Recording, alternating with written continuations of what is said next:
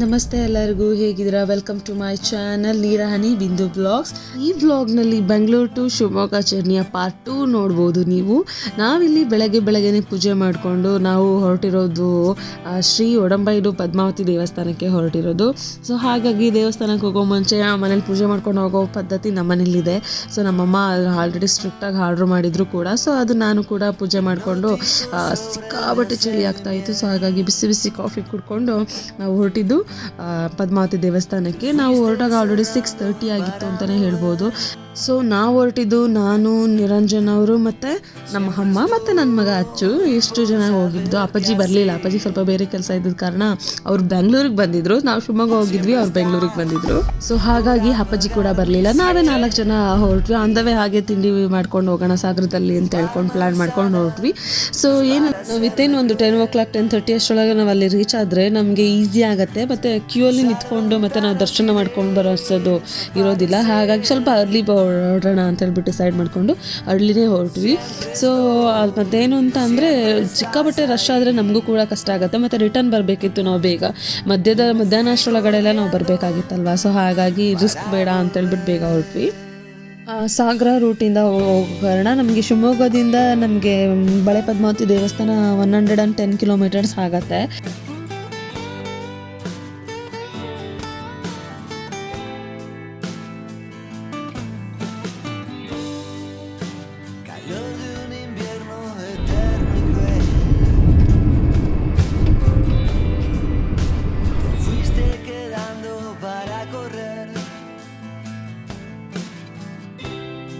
Siempre estás por saber qué hacer. ಸಾಗರದಲ್ಲಿ ಮತ್ತೊಂದು breakfast ಸ್ಟಾಪ್ನ ತಗೊಂಡು ಅಲ್ಲಿ ತಿಂಡಿ ತಿನ್ಕೊಂಡು ಮತ್ತೆ ನಾವು ಹೊರಟಿದ್ದಾಯಿತು. ಸಿಕ್ಕಾಪಟ್ಟೆ ಚಳಿ ಇತ್ತು ನೋಡ್ಲಿಕ್ಕೆ. ನಿಮಗೆ ಅಲ್ಲಿ ಸ್ವಲ್ಪ ಇಳೆ ಬಿಸಿಲು ಎಲ್ಲ ಕಾಣಿಸ್ತಾ ಇದೆ. ಬಟ್ ಮಲ್ನಾಡು ಚಳಿ ಎಲ್ಲರಿಗೂ ಗೊತ್ತಿದೆ ಅಂದ್ಕೊಂಡಿದ್ದೀನಿ. ಸೊ ಅಲ್ಲಿರೋರಿಗೆಲ್ಲರಿಗೂ ಆಲ್ಮೋಸ್ಟ್ ಗೊತ್ತಿದೆ. ಸೊ ಹಾಗಾಗಿ ಅಲ್ಲೇ ನಾವು ಸಾಗರದಲ್ಲಿ ತಿಂಡಿ ತಿನ್ಕೊಂಡು ಹೋದ್ವಿ. ನಾನು ಯೂಶ್ವಲಿ ಎಲ್ಲೇ ಹೋದ್ರೂ ಬ್ರೇಕ್ಫಾಸ್ಟ್ ಅಂತ ಬಂದರೆ ಫಸ್ಟ್ ಆರ್ಡ್ರ್ ಮಾಡೋದೇ ದೋಸೆ. ಅದು ಬಿಟ್ಟರೆ ಸೆಕೆಂಡ್ ಆಪ್ಷನ್ ಪೂರಿ ಮಾಡ್ತೀನಿ ಅಷ್ಟೇ, ಬಿಕಾಸ್ ನನಗೆ ಇಷ್ಟ ಆಗೋದಿಲ್ಲ. ಹಾಗಾಗಿ ಸೊ ಅಲ್ಲೆಲ್ಲ ತಿಂಡಿ ತಿನ್ಕೊಂಡು ನಾವು ನಾವು ಒಂದು 10:30 ಹಂಗೆಲ್ಲ ರೀಚ್ ಆದ್ವಿ.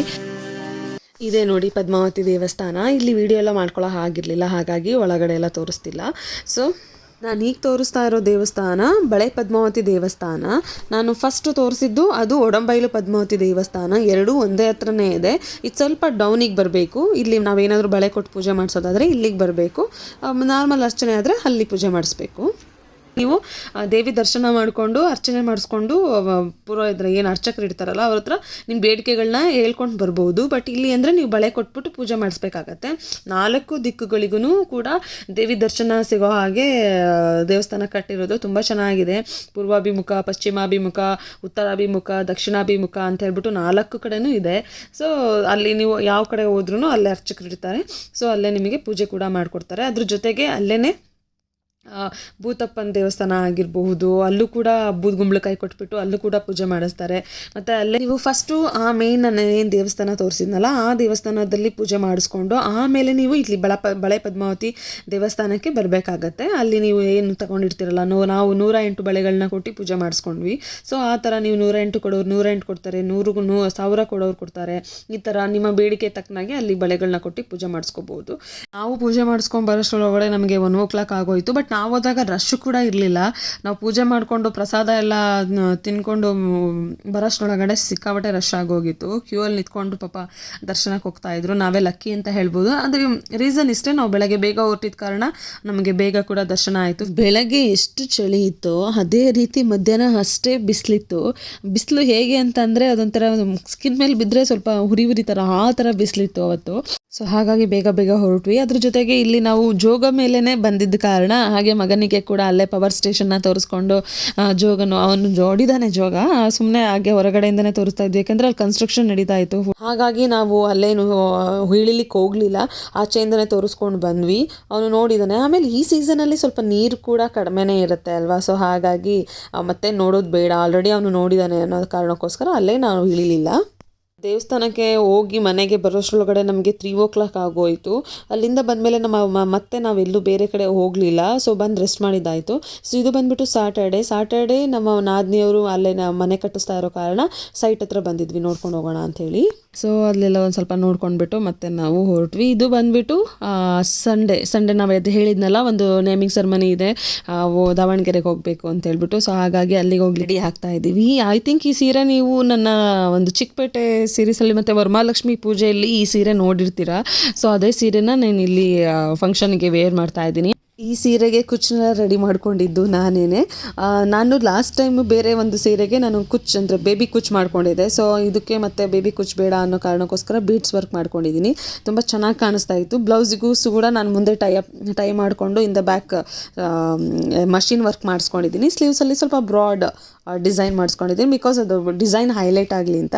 ಸೀರೆ ಸಿಂಪಲ್ ಆಗಿರೋ ಕಾರಣ ಬ್ಲೌಸ್ನ ಸ್ವಲ್ಪ ಹೈಲೈಟ್ ಮಾಡಿಸ್ಕೊಂಡಿದ್ದೀನಿ. ಸ್ವಲ್ಪ ಇನ್ನೂ ಸಿಂಪಲ್ ಆಗಿಬಿಡುತ್ತೆ ಹೈಲೈಟ್ ಮಾಡಿಸ್ಲಿಲ್ಲ ಅಂದರೆ. ಸೊ ಹಾಗಾಗಿ ಹೈಲೈಟ್ ಮಾಡಿಸ್ಕೊಂಡಿದ್ದೀನಿ. ಸೀರೆ ಕೂಡ ತುಂಬ ಚೆನ್ನಾಗಿ ಕಾಣಿಸ್ತಾ ಇತ್ತು. ಎಲ್ಲರೂ ಕೂಡ ಹೇಳ್ತಾ ಇದ್ರು.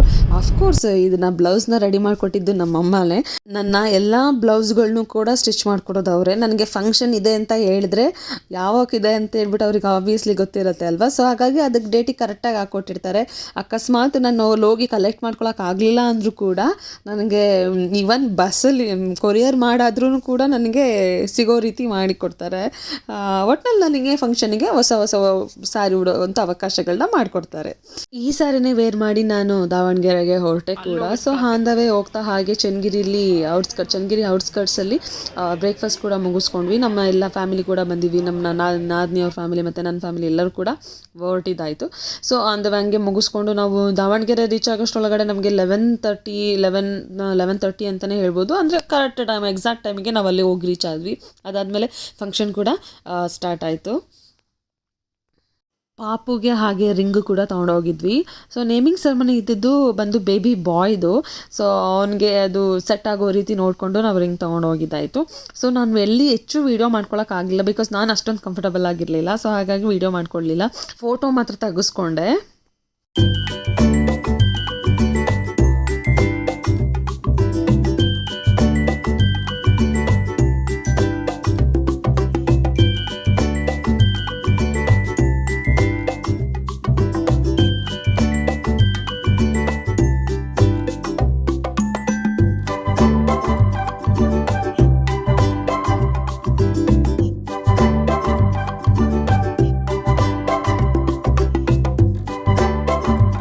ಪಾಪುಗೆ ರೋಹಿತ್ ಆಚಾರ್ಯ ಅಂತೇಳ್ಬಿಟ್ಟು ಹೆಸರಿಟ್ಟಿದ್ರು. ಪಾಪು ಕೂಡ ಕ್ಯೂಟ್ ಆಗಿತ್ತು, ಹೆಸರು ಕೂಡ ಕ್ಯೂಟ್ ಆಗಿತ್ತು. ಸೊ ಫಂಕ್ಷನ್ ಎಲ್ಲ ಮುಗಿಸ್ಕೊಂಡು ನಾವು 3 ಹೊರಟ್ಬಿಟ್ವಿ. ಮತ್ತು ಲೇಟ್ ಆಗಿಬಿಡುತ್ತೆ, ಮತ್ತು ನಮಗೆ ಟ್ರಾಫಿಕಲ್ಲಿ ಕರೆಕ್ಟಾಗಿ ಸಿಗಾಕೊಳ್ತೀವಿ ಅನ್ನೋದು ನಮಗೆ ಐಡಿಯಾ ಇತ್ತು. ಸೊ ಹಾಗಾಗಿ ಸ್ವಲ್ಪ ಬೇಗನೆ ಹೊರಟ್ವಿ. ಸೊ ಆನ್ ದ ವೇ ಹಾಗೆ ಕಾಫಿ ಕೂಡ ಸ್ಟಾಪ್ ಮಾಡಿಸಿದ್ವಿ. ಅಲ್ಲೇ ಆನ್ ದ ವೇ ಅಂದರೆ ಮೀನ್ಸ್ ದುರ್ಗಾ ಟೋಲ್ ಗೇಟ್ ದಾಟಿದ ಮೇಲೆ ಸ್ವಾತಿ ಡಿಲೆಕ್ಸ್ ಅಂತ ಇದೆ. ಸೊ ಅಲ್ಲೇ ಒಂದು ಕಾಫಿ ಬ್ರೇಕ್ ತೊಗೊಂಡು ಮತ್ತೆ ನಮ್ಮ ಜರ್ನಿನ ಕಂಟಿನ್ಯೂ ಮಾಡಿದ್ದಾಯಿತು. ನಾವು 3 ಗಂಟೆ ದಾವಣಗೆರೆ ಬಿಟ್ಟರೂ ಕೂಡ ನಾವು ಬೆಂಗಳೂರು ಬಂದು ಅಂದರೆ ದಾಸರಳ್ಳಿ ಬಂದು ರೀಚ್ ಆಗೋಷ್ಟೊಳಗಡೆ ನಾವು 7:30 ಆಗಿತ್ತು. ಸೊ ಮತ್ತೆ ಬಂದು ಲಗೇಜ್ನೆಲ್ಲ ನಾವು ಡಂಪ್ ಮಾಡಿ ಬೇರೆ ಏನೂ ತಲೆ ಕೆಡಿಸ್ಕೊಳ್ಳಿಲ್ಲ. ಸ್ವಲ್ಪ ಊಟ ಪಾರ್ಸಲ್ ತರಿಸ್ಕೊಂಡು ಮಲ್ಕೊಂಡಿದ್ದಾಯಿತು. ಸೊ ಇದಾಗಿತ್ತು ನಮ್ಮ ದಾವಣಗೆರೆಯ ಒಂದು ವ್ಲಾಗ್ ಅಂತಲೇ ಹೇಳ್ಬೋದು. ಯಾರಿಗೆಲ್ಲ ಇಷ್ಟ ಆಯಿತು ಅವರೆಲ್ಲ ಲೈಕ್ ಮಾಡಿ, ಶೇರ್ ಮಾಡಿ ಮತ್ತು ಸಬ್ಸ್ಕ್ರೈಬ್ ಮಾಡಿ. ಸೊ ನಾನು ನೆಕ್ಸ್ಟ್ ವಿಡಿಯೋದಲ್ಲಿ ಸಿಗ್ತೀನಿ. ಅಲ್ಲಿವರೆಗೂ ಥ್ಯಾಂಕ್ ಯು, ಬಾಯ್.